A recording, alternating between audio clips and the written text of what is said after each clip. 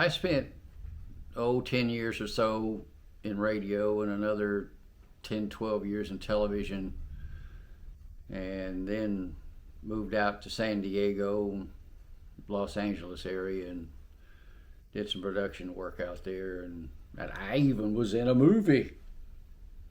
Could see me walking through several times.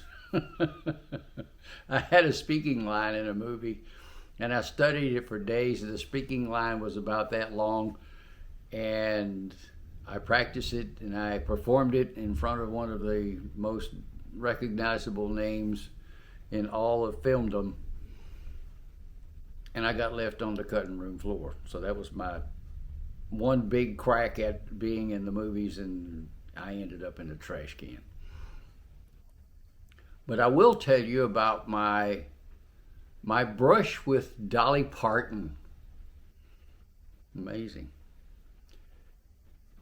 When I was in radio and was wet behind the ears and green as a gourd, the radio station that I worked for was quite big, 100,000 watts FM, 50,000 watts AM.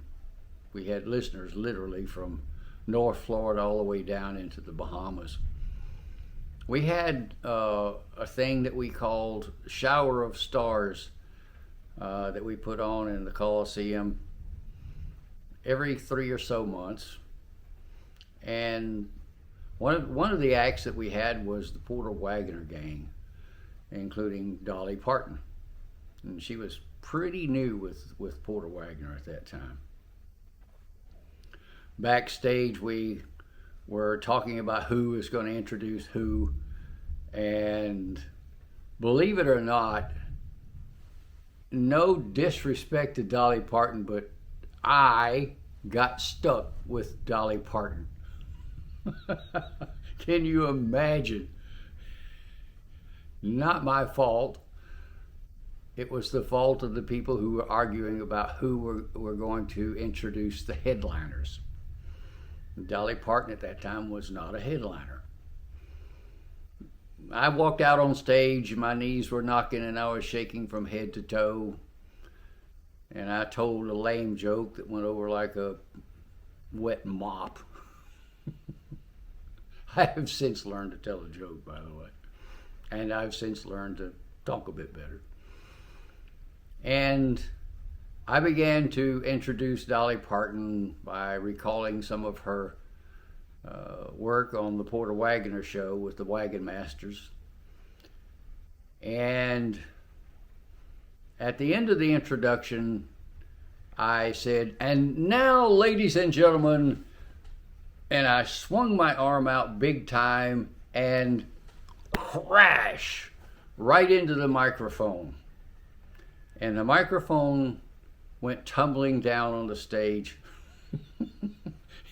And it sounded like a bomb had been set off in the Coliseum. And I scrambled down and picked it up, probably red from head to toe. And Dolly Parton was standing right next to me, and I didn't even realize she had already walked out on the stage.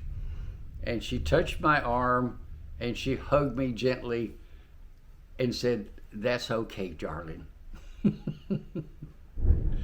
That was my brush with Dolly Parton. And I'll never forget it as long as I live. And I probably think that she remembers it also, even though she hasn't recalled it to anyone that I've heard of. Want to know which side it was? Left side. My brush with Dolly Parton.